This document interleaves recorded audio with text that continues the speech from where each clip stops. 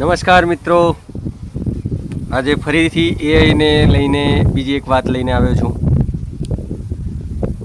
AI models આપણે જાણીએ છીએ તેમ જે માર્કેટમાં ઉપલબ્ધ છે, ચેટ જીપીટી છે, જેમિનાઈ છે, ગ્રોક છે, ક્લાઉડ છે. તો જે ક્લાઉડ પ્લેટફોર્મ છે એઆઈનું, દરેકે દરેક જે એઆઈ પ્લેટફોર્મ છે એ એની સાથે ઇનબિલ્ટ મોડલ યુઝ કરતા હોય છે. તો ક્લાઉડની અંદર જે મોડલ યુઝ થાય છે, જેમ અત્યાર સુધી આપણે યુઝ કરતા આવ્યા છીએ, એમાં ઓપસ છે, સોનેટ છે, હાઇકુ છે. તો એપ્રિલમાં એક ચોથું મોડલ લોન્ચ કર્યું હતું, માઇથોસ.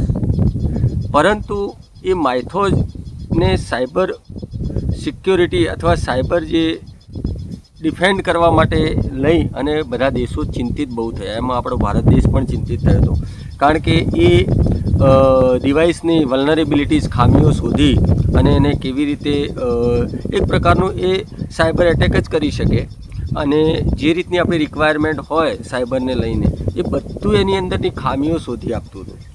તો આ વલ્નરેબિલિટીઝ શોધવાને લઈ અને બધા દેશો જે ચિંતિત થયા, એમાં આપણા દેશમાં સરકારે એની બેઠક પણ કરી. બેન્કિંગ એસોસિએશનના માણસોને બોલાયા, આઈબીએના, પછી રિઝર્વ બેંકના એક્સપર્ટ, પછી ફાઇનાન્સને લગતા જે એક્સપર્ટ હોય, કારણ કે આની અંદર જે ખામીઓ હોય અને આ ક્લાઉડ જે વર્ક કરશે, જે એમનું માઇથોસ વર્ઝન છે, એને લઈને બહુ ચિંતાઓ થઈ અને એની રીતે કેવી રીતે ડિફેન્સ કરવું અથવા કેવી રીતે એને આ જે કામ કરશે એને લઈ અને આપણે કેવી રીતે વર્કઆઉટ કરવું. તો એ એપ્રિલમાં લોન્ચ થઈ અને એને પછી ડેમો મોડ ઉપર હતું. હવે ગઈકાલે એટલે કે 10 તારીખે એમને એક નવું ફેબલ 5 વર્ઝન લોન્ચ કર્યું છે. હવે ફેબલ 5માં આ જે સાયબર ડિફેન્સની જે રેસ્ટ્રિક્શન છે, જે સંવેદનશીલ વાતો હોય કે જે ગંભીર બાબતો હોય, એના ઉપર એને લેયર મૂકી દીધું છે.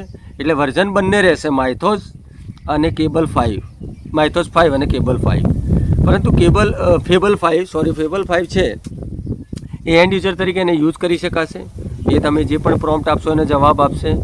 ક્લાઉડની ખાસિયત શું છે બીજા જે પ્લેટફોર્મ છે એઆઈના?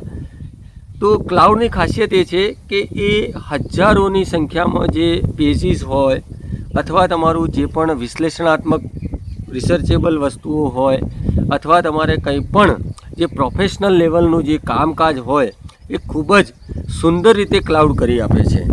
અને એ ફ્રી ઓફ કોસ્ટ આપતું પણ નથી, એના લગભગ પેએબલ જ વર્ઝન છે. ફ્રીમાં તમને દિવસના અમુક પ્રોમ્પ્ટ જ કરી શકો છો. તો આ જે ફેબલ 5 છે એ એન્ડ યુઝર માટે લોન્ચ થયું છે. એન્ડ યુઝર એમાં કામ કરી શકશે. પરંતુ જે એના જે વાત કરી માઇથોસના જે ફીચર્સ છે એ ફેબલ 5માં નહીં આવે. એમાં શું કહેવાય, બાયોલોજી છે, પછી સાયબર રિગાર્ડિંગ છે, ફિઝિક્સ રિગાર્ડિંગ, સંવેદનશીલ ગંભીર બાબતો હોય, એમાં તમે કોઈ વસ્તુ માગશો. દાખલા તરીકે તમે કહેશો કે મારે આ કોઈ પણ બેંક કેવી રીતે હેક થાય છે અથવા કોઈ સંવેદનશીલ વાત તમે પ્રોમ્પ્ટ કરશો તો ક્યારેય એનું રેસ્ટ્રિક્શનના કારણે જવાબ નહીં આપે. અને એ ઓપસ 4.8 વર્ઝન છે ક્લાઉડનું, એમાં એ ડાયવર્ટ થઈ જશે અને આ બધા રેસ્ટ્રિક્શનને વ્યવસ્થિત રીતે જે સેટઅપ કરેલું હોય છે એ ડેટા સિવાયની તમને સરળ ઇન્ફોર્મેશન આપશે. એની સાથે જે માઇથોસ છે એ સ્પેશિયલ કેસમાં જે પણ એમની નક્કી કરેલા જે ઇન્ડસ્ટ્રીયાલિસ્ટો હશે અથવા એમના જે પણ સેક્ટર્સ હશે એ જ એના જે યુઝ કરી શકશે કે જે ખરેખર વલ્નરેબલ હોય, બેન્કિંગ સેક્ટર હોય કે એવા જે વલ્નરેબલ સેક્ટરો હોય કે જેને ખરેખર એની યુઝની જરૂર પડશે, એને જ એમની સિલેક્ટેડ જે ક્લાઉડની જે પોલિસીઝ હશે એને લઈ અને આ માઇથોસ યુઝ કરવામાં આવશે.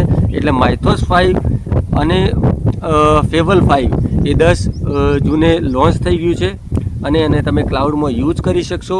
પરંતુ એ કેટલું ગંભીર અથવા પડકારરૂપ હોઈ શકે કે કારણ કે એઆઈ દિવસે દિવસે ક્રાંતિ આવી રહી છે એઆઈમાં અને નવા આપણે ચીપ લેવલે હાર્ડવેરમાં જોઈએ તો હમણાં RTX જે સ્પાર્કનું જે લોન્ચિંગ થયું તાઇવાનની અંદર, પછી ડેટા સેન્ટરો બની રહ્યા છે જગ્યાએ. તો આ રીતે ક્લાઉડ પણ એ પોતાનું એક સ્પેસ બનાવી રહ્યું છે અને એ ક્લાઉડ કેવી રીતે આગળ વર્ક કરશે, એમના જે આ નવા ટૂલ્સ છે બહુ ગંભીર રીતે એને જોવામાં આવી રહ્યા છે. એની ગંભીરતા પણ દરેક દેશ નોંધી રહ્યું છે. તો હવે આવનારો સમય જ બતાવશે કે કેવી રીતે વર્ક કરશે અને એના પ્રત્યાઘાતો કેવા રહેશે. Thank you.